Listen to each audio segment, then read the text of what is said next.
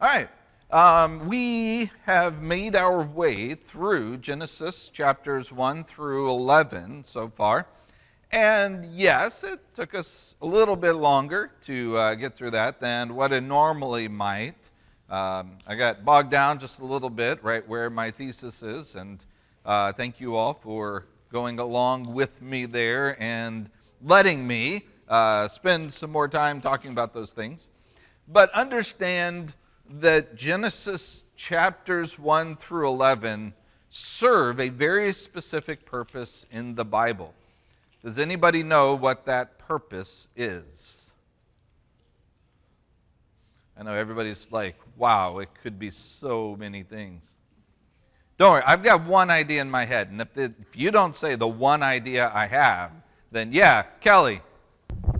Bible class materials for the kids? All right, excellent. It is, okay, man, we've got ESPN going on right here. Neil, no, that wasn't it. Go ahead, Mike. How about at least the groundwork for the relationship between God and man? Okay, it lays groundwork for the relationship, Kelly over here, lays groundwork. All right, go ahead, Josie. It introduces the world for the need for Jesus. Okay, introduces the world for the need of Jesus, right? If this were a piece of literature, what would we call this? I know some of you are like, are you kidding me? I left lit behind a long time ago. I don't need those words again. Right over here, Kelly.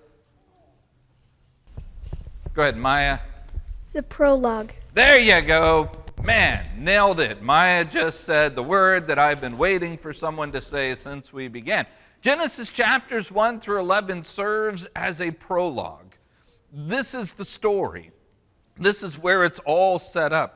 How many of y'all have seen like Beauty and the Beast, the cartoon version? I haven't seen the live action, so I don't know what they do. Beauty and the Beast, though, I remember the cartoon version was one of the best prologues ever. Now, probably that's been superseded by Up, I think. Probably has just about the best prologue of any movie. But I want to focus on Beauty and the Beast because it does certain things for us that are not a part of the story. It introduces, and this kind of goes to what Josie was saying just a second ago, it introduces the characters that are kind of behind the scenes, right? The ones that really matter. You have the characters who create the problem. The problem in Beauty and the Beast is that you have this prince who has what? What's happened to him? He's turned into a beast. Nailed it. Was that Eliza? Is that? Good job, Eliza. Yeah, the prince has turned into a beast, and he only has a certain amount of time to fall in love with someone who will fall in love with him. That is, falling in love with the internal qualities that are the more important, good moral of the story type thing. He has a certain amount of time, or else he's finished. Well, the story itself isn't about that. But to understand the story, you have to know that, right? Does that make sense? This is just the setup. And then it kind of pans away at the end of it, and then the spotlight enters onto a single person, this lady who's entering into a town, and then goes into a fantastic song that we're not going to sing, but if this were a musical, all of y'all would join me and we'd all sing it together, right? Yeah, but that's kind of the way that prologues work. They give this huge background story, the problem, the issues, everything that's going on, and then they draw to a dramatic conclusion, and then, boom, the spotlight hits enter main character. Who's our main character? Yes, very good. Belle is the main character in Beauty and the Beast. Excellent. When we go to Genesis chapters 1 through 11, and we start the real story. Genesis 1 through 11 is not the real story. It's the setup for the real story. The real story begins as we pan to what character? We go to Abram. And Abram is the one by which we're now going to begin the story. How is it that man was in the garden? You had man and God were there, the great river, the tree of life, and then they lost it, and then the world plunged into darkness and death to the point that God even wiped out all living things, save for just a few that were saved on this boat. And then you have mankind, defying God and saying, we won't listen to you, we're doing our own thing. And God says, no, you're really going to do what I want you to. And they disperse, and it's left there. How is it that we ever get to the point at the end of Revelation where God and man are back together, and there's the tree of life, and there's the great river? It starts in Genesis chapter 12. And that's where we begin looking this evening, in Genesis chapter 12, where God again steps into his creation. Genesis chapter 12, starting verse 1. The Lord said to Abram, "Go out from your land, your relatives, your father's house, to the land that I will show you. I will make you into a great nation. I will bless you. I will make your name great. And you will be a blessing. I will bless the ones who bless you. I will curse anyone who treats you with contempt. And all the peoples on earth will be blessed through you." All right, there are, and you can enumerate these differently, that's fine, but just because I like the number 7, it's a good, nice biblical number. I take 2 of these and lump them together, and I come up with 7 different promises that are given to Abram here in Genesis chapter 12. So, what are these promises? You can just yell them out. You don't necessarily have to wait for a mic on this one. They're pretty self-explanatory, right? What's the first one? Great nation. All right. I will make of you a great nation. All right.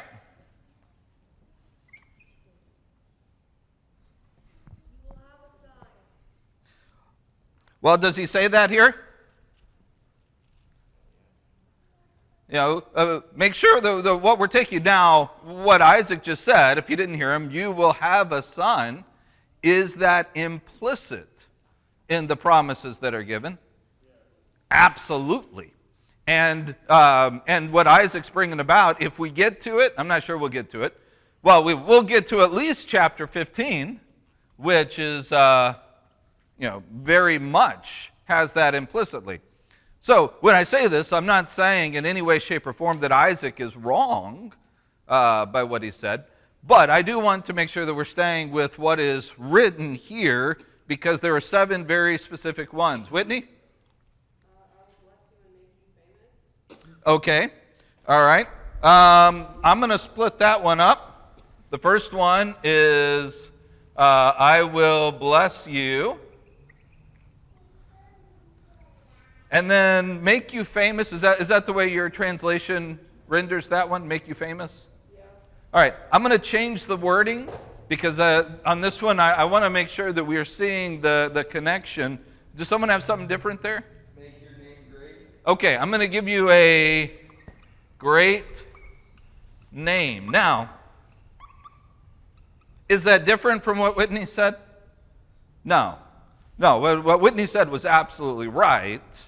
But why do I want to make sure that we see the great name?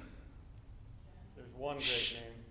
Yeah, Jan just said Shem or Shame, right? We had this conversation last week that it connects with the name of Shem when they tried to make a great name for themselves at Babel. And God was like, no, I already have my Shem in place, and it's associated with Abraham. All right. Very good. What's next? Bless those who bless you. All right, before that one. Joshua said land. Okay, you will be a blessing, right?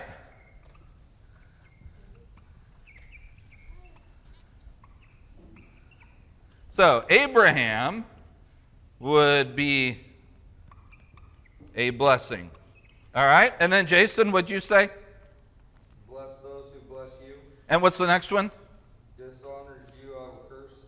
All right, I lumped those two together on this one. What's he basically saying with those two phrases? I will bless the ones who bless you, I will curse the ones who curse you. What's he saying? What's that? Okay, but also what? There's action involved. It's more than just watching over.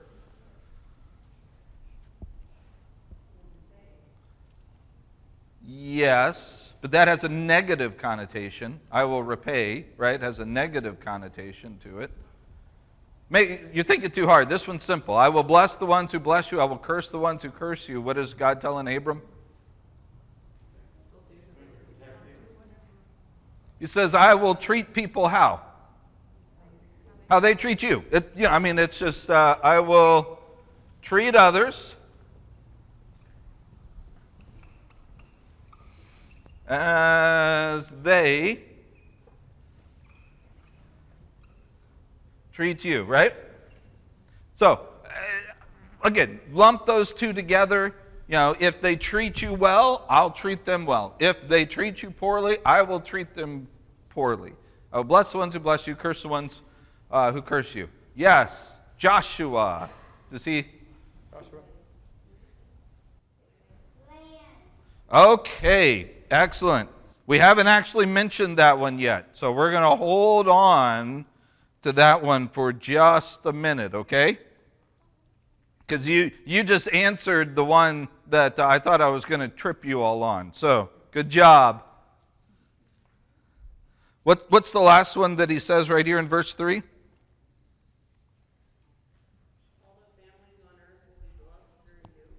All right, through you, all the families will be blessed. Now, if you'll notice, I said that there were 7, and we just said 6. And I was going to have you scratching your head saying, man, how did he get 7? Where did that come from? What's going on here? And then Joshua had to ruin it by giving the answer already. Because Joshua was absolutely right. Do you remember what you said a second ago, Joshua? All right, the land. In verse 7, you see another promise. The Lord appeared to Abram and said, to your offspring, I will give this land. So, you have these 7 promises. I'm going to put land to descendants. All right, so these are the 7 promises that God makes. By the way,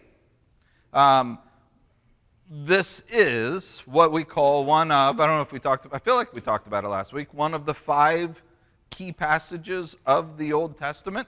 Genesis 3 is the very first one, where you have the fall. This is the second one, Genesis chapter 12, the promises to Abraham. Or you could call it the Abrahamic covenant. This is God's covenant with Abraham. And so you've had a covenant with Adam, you've had a covenant with Noah. This is now a covenant that's made with Abraham. And so you see these promises that he gives to him. These are substantial. This is a big deal. Where he says, get up, leave. We talked about it last week. Separate yourself from your family. I'm starting over with you. You're not the line of so much as now you are the one who's important. We've gone through the prologue. Now he's the first main character to enter into the story, and he is incredibly important. And his line now is going to be incredibly important with him as the head. As we look at these promises, there are certain promises that Abraham is going to see fulfilled in his lifetime. And there are certain promises that Abraham could never see fulfilled in his lifetime. So what I want to do is go through these, and I want to circle all of the ones that Abraham would not be able to see fulfilled in his lifetime. Does that make sense, what we're doing, what we're looking at? All right. Abraham becoming a great nation. Will Abraham see that happen while he is alive? This one should be an easy one, right? Can he possibly see that? No. So we'll go ahead and circle that. What about Abraham being blessed by God? Can he see that in his lifetime? Well, that one he could, right? He can see God's blessings that are given to him. What about Abraham having a great name or a great reputation or whatever however Whitney's Bible translated? I don't remember. Make you famous, yeah. Could that have happened in Abraham's lifetime? Yeah. I mean, he does. He has a great reputation. You see that. You see how the interaction with other peoples and things like that, how he's the one who goes and saves Lot and then, all these other nations from Kedorlaomer, and when he buys the field the way that he has a solid reputation. What about him being a blessing to others? Can that happen in his lifetime? Absolutely, that would happen in his lifetime. What about God treating others as they treat him? Can you see that in his lifetime, or would he? Yeah, it seems specific, although I do think this extends, and you can see it extended in his extended family. But generally speaking, yes, he would be able to see that. What about all the families of the entire world being blessed because of him? Is he going to see that in his lifetime? No. By the way, it says families here, but sometimes, do you ever hear anyone say all the nations? Why would people say all the nations? That seems weird if it says families, right? Anybody know? What's that? No, it actually goes forward. This promise is reiterated in Genesis chapter 22. And in Genesis chapter 22, he uses the word nations there. And he actually uses another word in Genesis 22 that's really important. He doesn't say in you or through you. He says in your what? In your seed. All the nations of the earth will be blessed. That's in Genesis chapter 22. So, he wouldn't be able to see this. Let's go ahead and let's circle this one. What about the land that he's in being given to his descendants down the line? Is that something, is he going to live to see his descendants get this land? No. So we'll go ahead and we'll circle this one. And what this does for us is much like, I don't remember how much we talked about it. In Acts 1:18, did we talk about Acts 1:18? From Jerusalem, Judea, Samaria, the outermost parts of the earth, how that kind of serves as an outline that you see as the spread of the gospel goes through in the book of Acts. This kind of serves as a little bit of something to look forward to as you move through the Old Testament. What you're looking for now as you follow the Abraham story, which means that it's Abraham through his son. Who's his son? Isaac. And then Isaac's son, Jacob. Or what's another name for Jacob? Israel. And then as you through the story with his sons and then going into Egypt, right? All of that, as we are following through their story, all of that is Abraham's story. Everything is part of Abraham's narrative. He is the one who's the head of all of this. So we're looking to see for God to create a great nation. And then we're looking for that nation to be given a specific land where Abram is right now, so that eventually from this nation, Abraham's seed, somehow, in some way, all the families or nations are going to be blessed. And if you're keeping score at home, right, if you're paying attention, what is this blessing probably going to be concerning? What was in the prologue that we just looked at? What's the problem?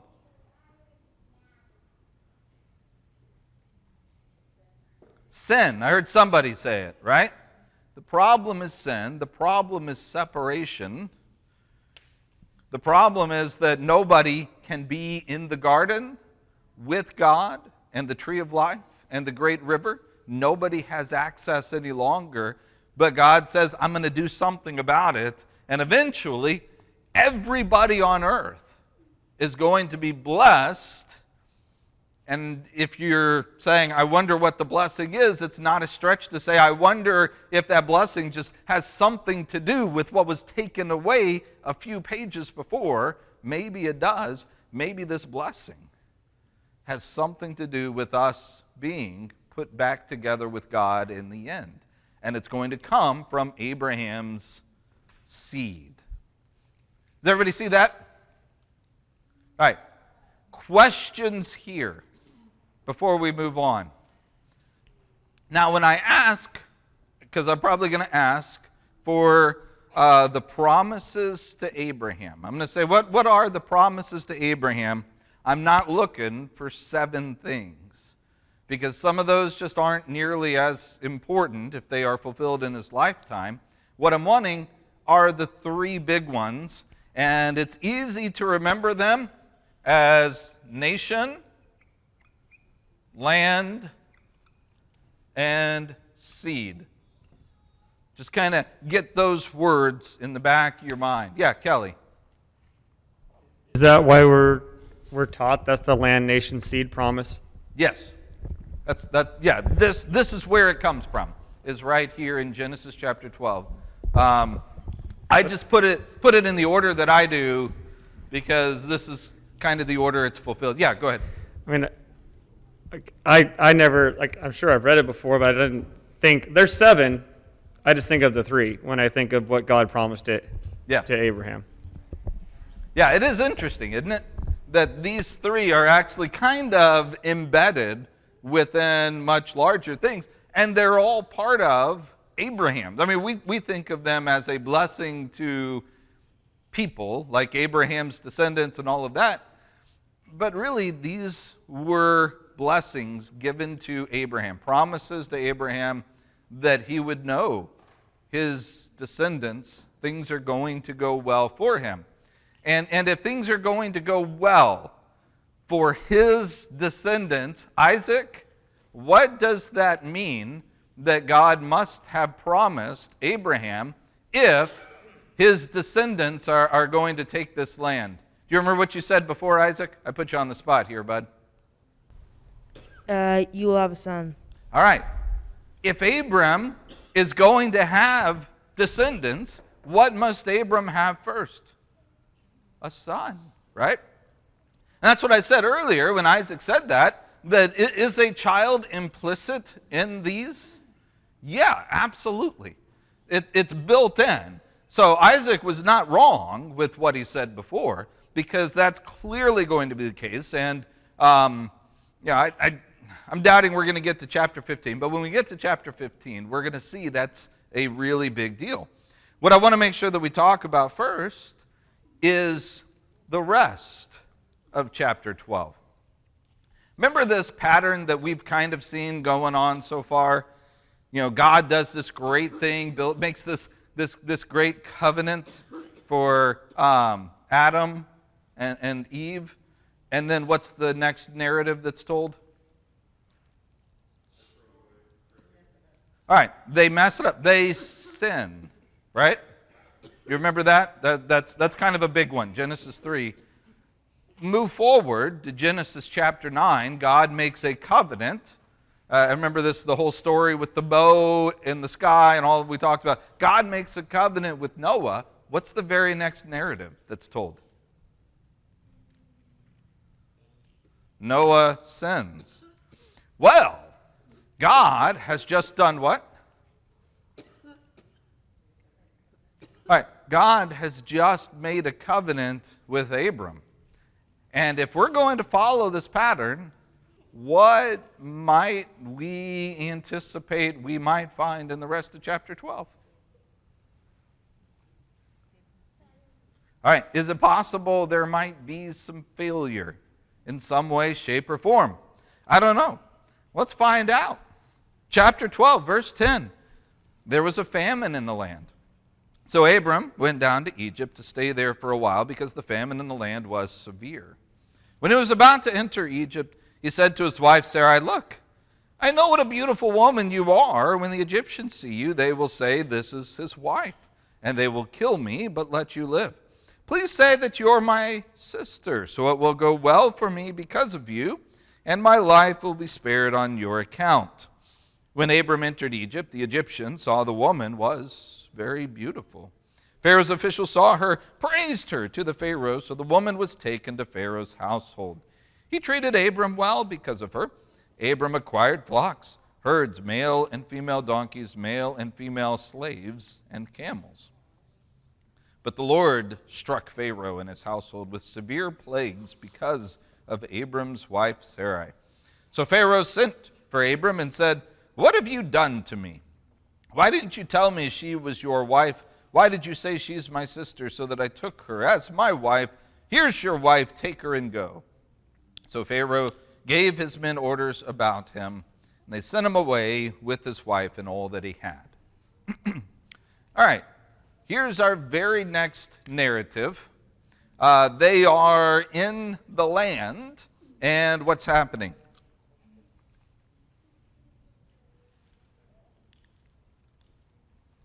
It's like one of the first words in verse 10. There was a famine. Thank you.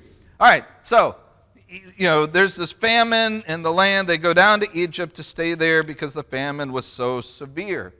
Why would they leave because of a famine? I'm sorry? Okay, because there's food in Egypt. Yes.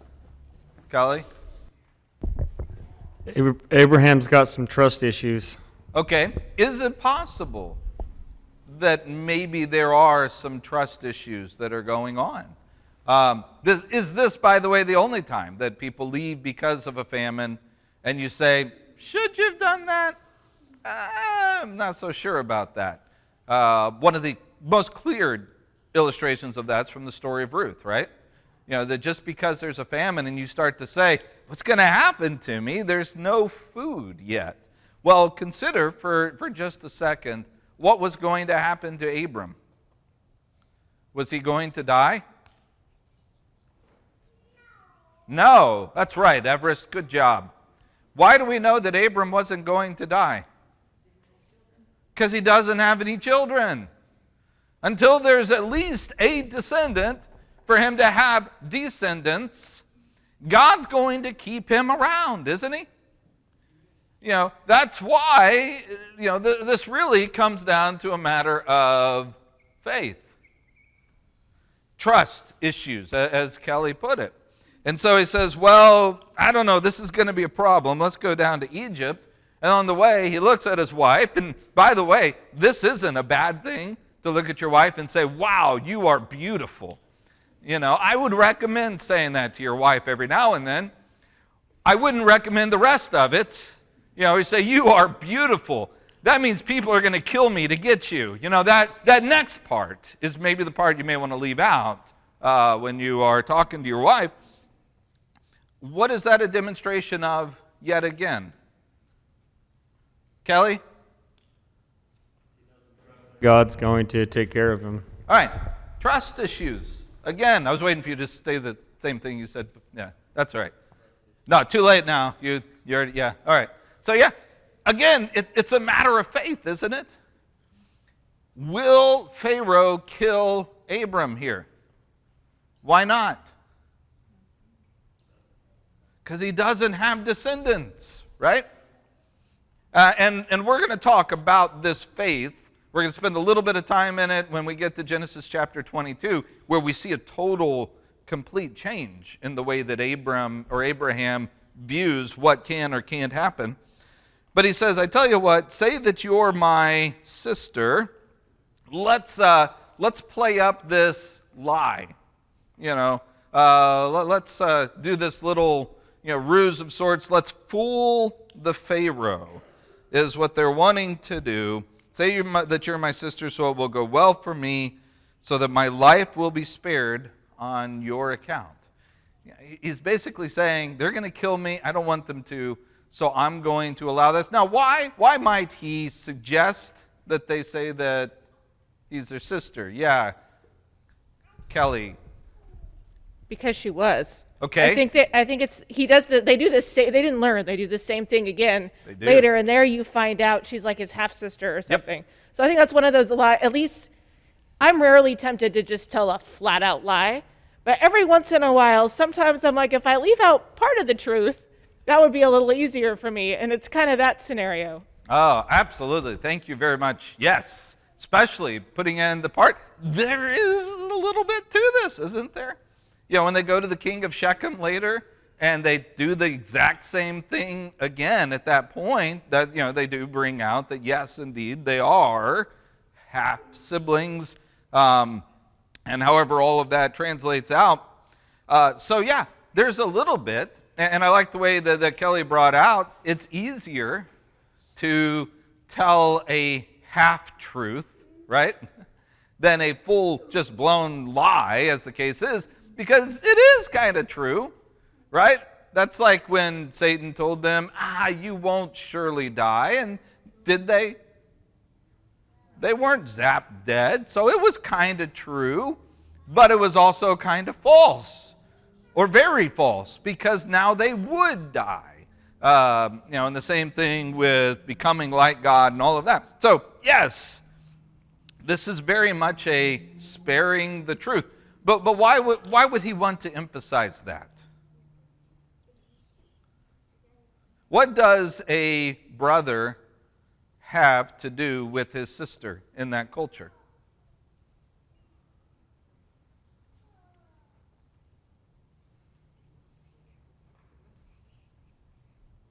Protection, dowries, rights of marriage, if dad's not around. Yeah, you remember later when they were trying to find a wife for Isaac, and they had to go and talk with the brother and things such as that, or later on when the prince, I guess you could say, I'm pretty sure it was Shechem, was wanting to marry Dinah, that is, Jacob's daughter, and the ones who set the terms for that wasn't really Jacob. It was the brothers, wasn't it? That's not to say that Jacob wasn't a part of it, but they played a part of it. And they said, we will allow this if you will be circumcised. Now, totally different story. I don't want to go into that story and everything entailed there. But maybe Abram thought, I can save this situation if I act as the one in charge of whom she marries. And when the Pharaoh says, I want to marry her, Abram can say what? He can say no. I think, I'm giving the benefit of the doubt that that's kind of what he's thinking, that he'll be left alive, and that they would go through the right channels, and they would ask him, and he'd be able to keep it from happening and say no, and everything would be fine. Except, who's he going, or who's involved? Is it just a normal man? It's the Pharaoh. And what does the Pharaoh do? Pharaoh does whatever he wants, right? It's like the 800-pound gorilla that comes in. Where does the 800-pound gorilla sit? Anywhere the 800-pound gorilla wants to sit, right? He does whatever he wants to do. That's what the Pharaoh does. He comes in, and they take her, and he is generous, is he not? all kinds of things that are given, flocks, herds, male, female donkeys, male, female slaves, and camels. But is God pleased with this? No. And so he comes in and he starts giving punishments on Pharaoh so that Pharaoh's able to discern what's happened. And Pharaoh, he's just like, dude, seriously, why'd you lie? If I'd known this, none of this would have happened. Take your wife, take your stuff, and leave. Now, can we all agree that this is a failure on Abraham's part? This is a failure because A, he lies, and I think lying is a failure, is a sin, but it's all wrapped up in this. It's a lack of faith. It's a lack of trust. Trust in what?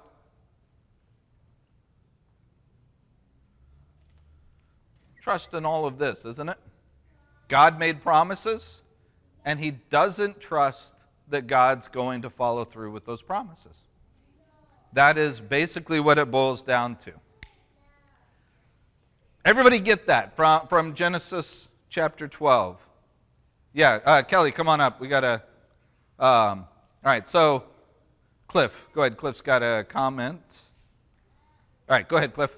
It seems kind of interesting to me with this whole scenario that that Abram lied. He deceived Pharaoh. Pharaoh gets punished, and Abram gets blessed through this whole thing. It just seems kind of odd to me. Yeah, let's talk about that, because that is a flip side that I think is really interesting with this story. This is going to sound kind of like when we talked about Noah with the curse on cursed be Canaan because of you, instead of his father Ham. Who are the original recipients of Genesis?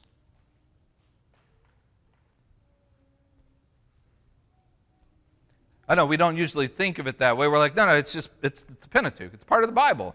It's the Jewish people, right? I mean, it's just, who are the very first ones, though, who are going to be reading this?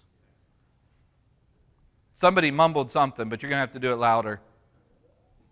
The Exodus generation. All right, the Exodus generation. Tell me what the Exodus generation has just been through. I mean, obviously they're through it because Moses is writing Genesis at this point, right? But what have they just been through in Exodus chapters 1 through 12? Okay, hold on. You need a mic. Put a hand up so I can... Go ahead. Cliff, was that you that was saying that? Well, they went through all the punishments that were brought onto the Egyptians because they wouldn't let the people go. Yeah, exactly. Where does it start? Okay, they're in Egypt with, who's the ruler? A Pharaoh who does what? How does he act towards them? He enslaves them and takes whatever he wants to take, right? He's the king. He's the 800-pound gorilla that they're now under. And not necessarily because of anything that they've done. Remember, Joseph brought them down. Everything was great until a new king arose who did not know Joseph. And so now you have a Pharaoh who is treating them poorly, who's treating them badly, who is taking everything from them and leaving them with nothing, right? He just takes without asking and takes and uses. And how does God treat that Pharaoh?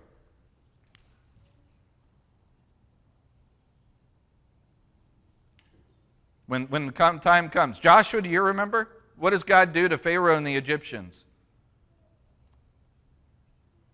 Remember the 10 that they had? The 10 what? Okay, hold on. Joshua, do you remember the 10? Okay, yes, very good. There are going to be 10 commandments that are going to come. Excellent. I set you up very poorly. There's a lot of 10s. Someone over here said a second ago, the 10 what? All right, do you remember the 10 plagues that he brought upon Egypt? Have we just read that in chapter 12, verse, 17? Did he not bring upon, by the way, there are no coincidences, right?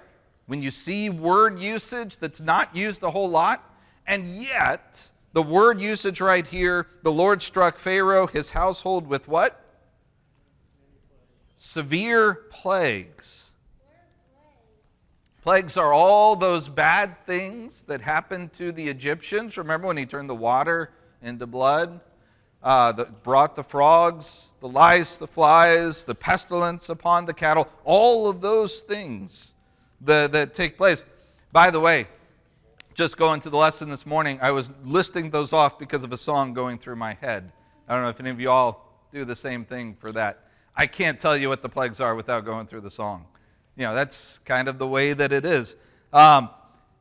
It's not a coincidence here. And this goes to exactly what Cliff was saying, where he's like, you just read through the story, and this sounds a little messed up, doesn't it?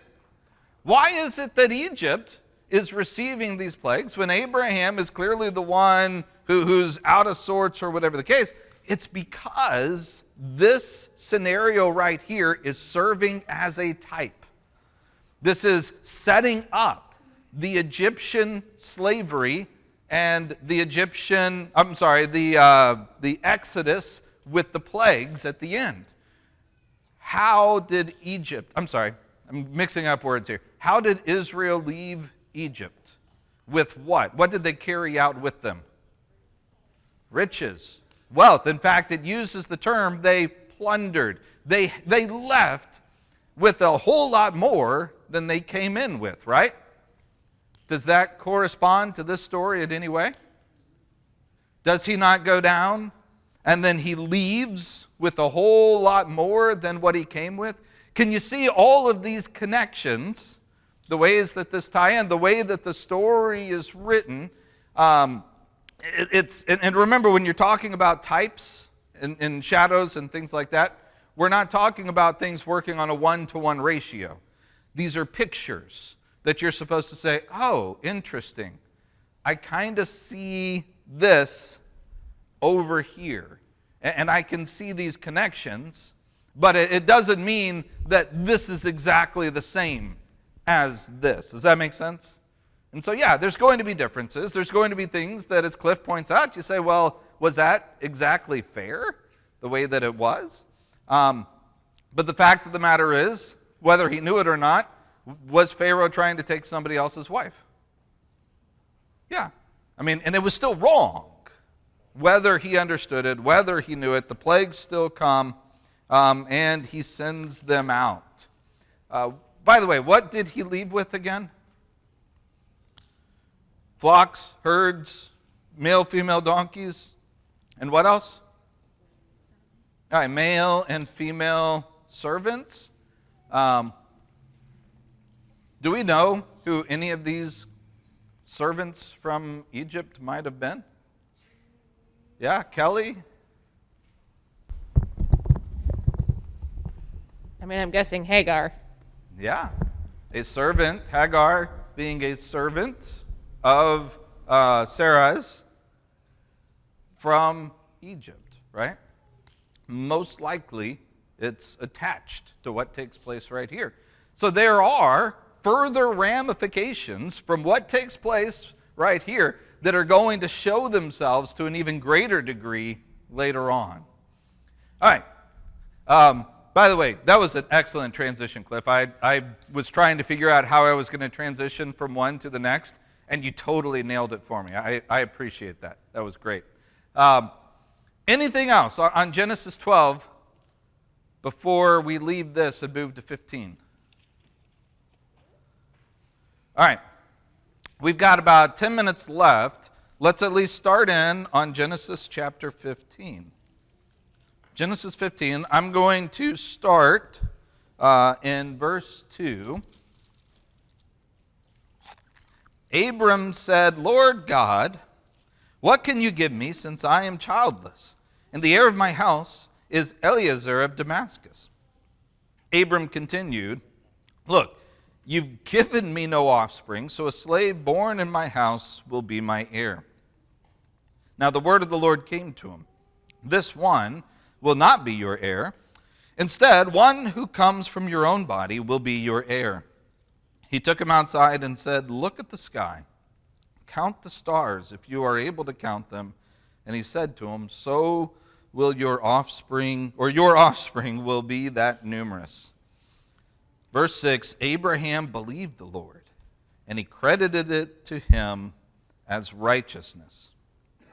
Let's just go ahead and stop at that point. We're gonna talk about this, and then we're going to stop and then come back to this next week. This discussion is going to be more than 10 minutes. But what's the issue here? What's the problem?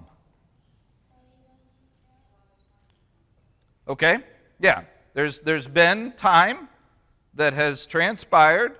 Probably he's pretty excited back here when he's like, cool, I'm going to have a child.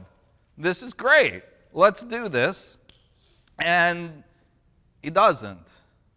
And he doesn't, and he doesn't, and he doesn't, and he doesn't have a child. And time goes by.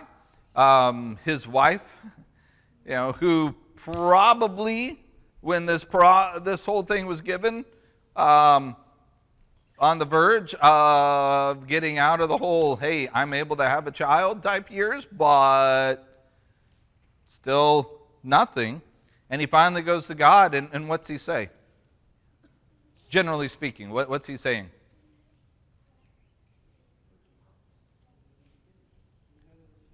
Where's my kid? I mean, that's in essence what he's saying. This goes back to what Isaac said earlier from Genesis chapter 12. These promises inherently mean that he has to have a child. Did he understand it? Yes, he knew. Wow, you've given me this promise, all of these promises that mean that I have to have a child. And finally he says, I'm looking at my body right now. I'm looking at the ability that I have to have a child. And where's the kid? I'm going to die. I mean, that's what he seems to be saying. I'm close. I'm getting up there in years. Death is approaching. And I'm going to hand everything over to whom? My kid? My son? No. To this servant. A servant who was what? What does he say? All right, a slave, a servant who was born in my house. Why is that significant?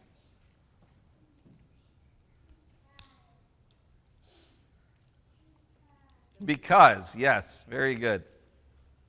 Why is it significant that this servant was born in his house? Yeah, Whitney? Because he was born, or because she was born into slavery, that means that she's always been low of the low. Okay. All right. So probably a he. Eliezer is probably a he, but born, very lowly, as the case would be. Although probably had a high station in the house.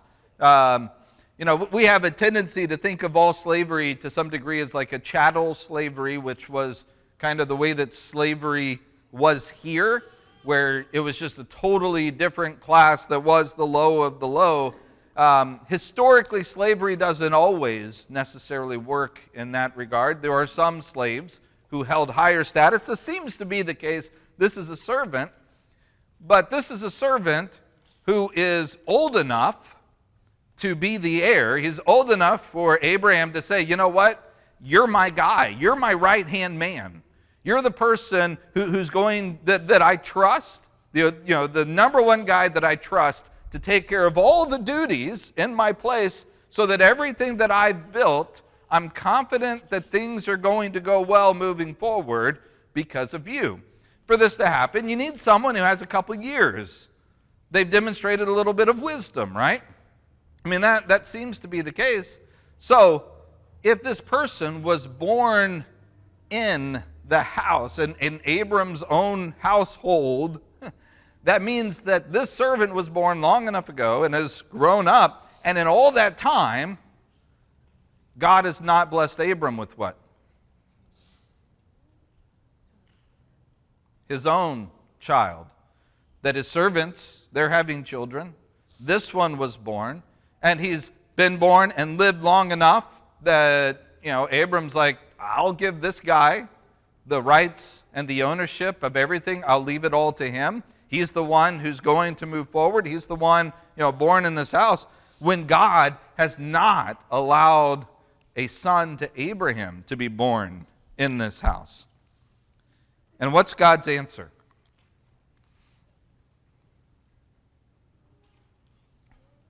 First of all, what does he say about Eliezer? He said, yeah, don't worry about him. He won't be your heir. In fact, tell you what, come on outside. Let's take a field trip, right?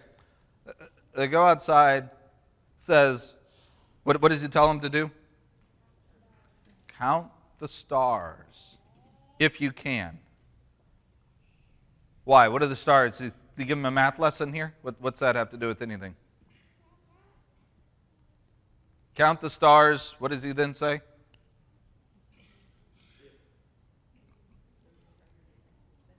All right. Count the stars, if you're able, so shall your descendants be. Right? New American Standard. The CSB puts it, I noticed it was a little bit different. Your offspring will be that numerous, is how they put it. In other words, he goes outside, and I would imagine, like if y'all went outside, you might be able to count the stars here.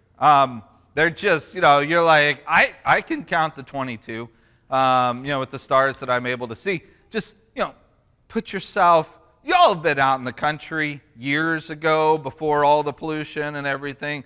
Some of y'all who have a couple years on you, I'm not going to say anything about Mike or Dale because I make fun of their age enough, and I'm not going to make fun of how old they are tonight. Don't worry, I won't do that to you.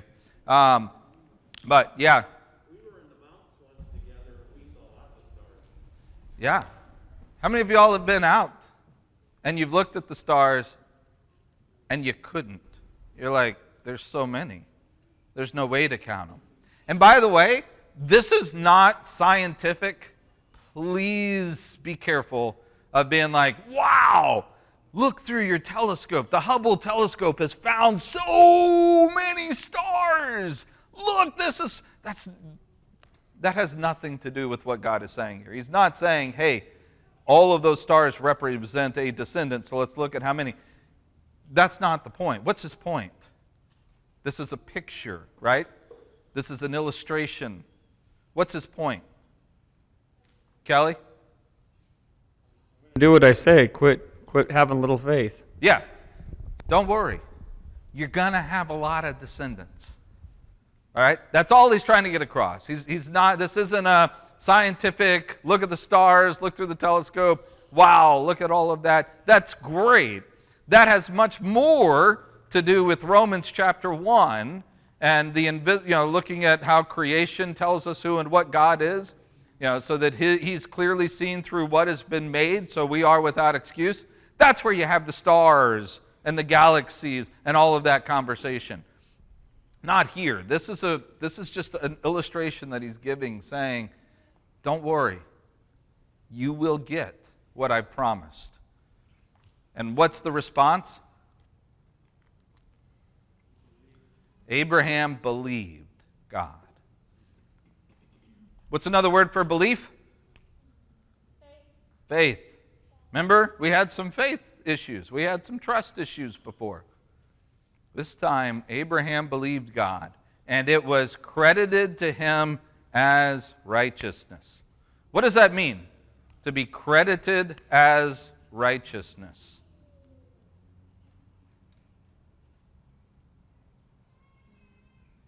Maybe some of you have reckoned as righteousness or accounted as. What does that mean?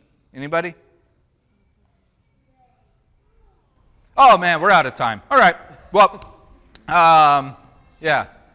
think on that. That's where we're gonna pick up next week, is talking about what it means to be credited or reckoned or counted or accounted, lots of different translations, as righteousness. And we'll have that discussion. All right, anything else on anything that we talked about tonight? Questions, comments, thoughts, concerns? Bless you. All right, well, then we will turn it over to Richard. Thanks a lot, guys.